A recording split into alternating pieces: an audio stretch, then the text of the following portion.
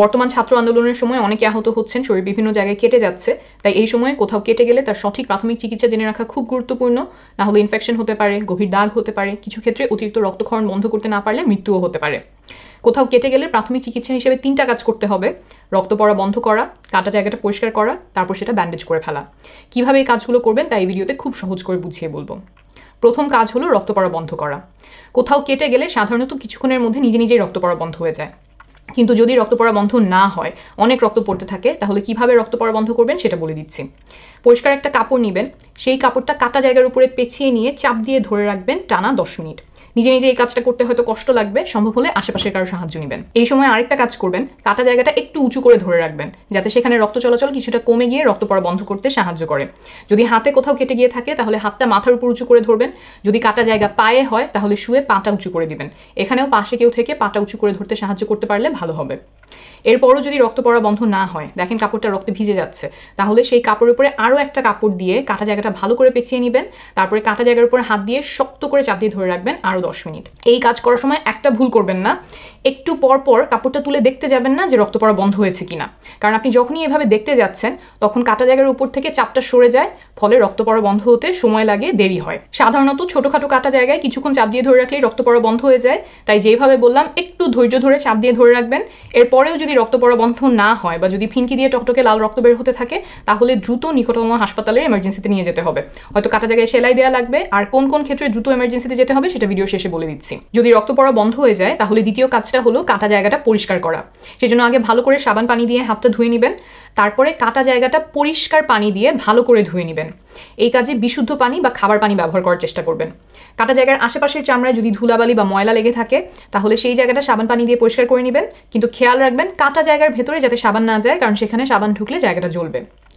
ধোয়ার পরে একটা পরিষ্কার কাপড় দিয়ে হালকা করে চেপে চেপে জায়গাটা শুকিয়ে নেবেন।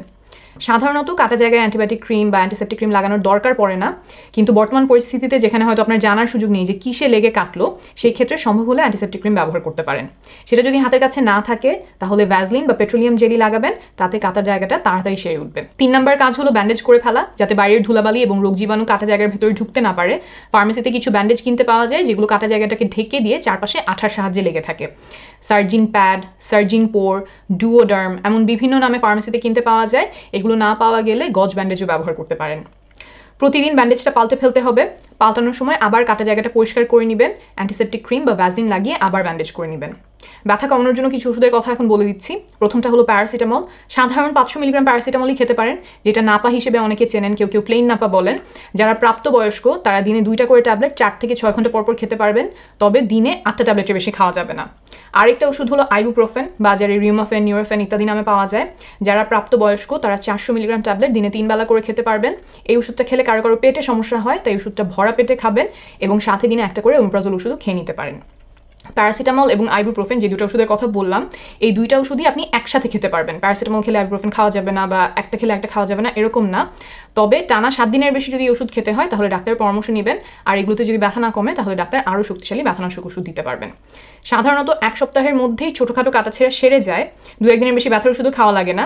কিন্তু যদি কাটা জায়গাটা ফুলে যায়, লাল হয়ে যায়, ব্যথা বাড়তে থাকে বা পুজ বের হতে থাকে, কিংবা আপনার যদি গায়ে জ্বর আসে বা শরীর খারাপ লাগতে থাকে, তাহলে অবশ্যই ডাক্তার দেখাবেন, কারণ এগুলো ইনফেকশনের লক্ষণ, অ্যান্টিবায়োটিক ওষুধ খাওয়া লাগতে পারে। আরেকটা গুরুত্বপূর্ণ কথা, যদি টিটেনাস টিকার সম্পূর্ণ কোর্স না দেয়া থাকে তাহলে অবশ্যই ডাক্তারের পরামর্শ নেবেন। উনি কাটার ধরন বুঝে পরামর্শ দিবেন যে আপনার টিটেনাসের টিকা নেওয়া লাগবে কিনা। কখন দ্রুত হাসপাতালের এমার্জেন্সিতে যেতে হবে?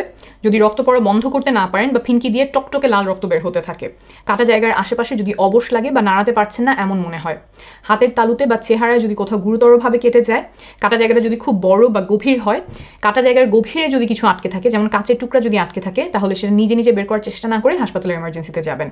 আপনাদের জন্য অনেক শুভকামনা থাকলো।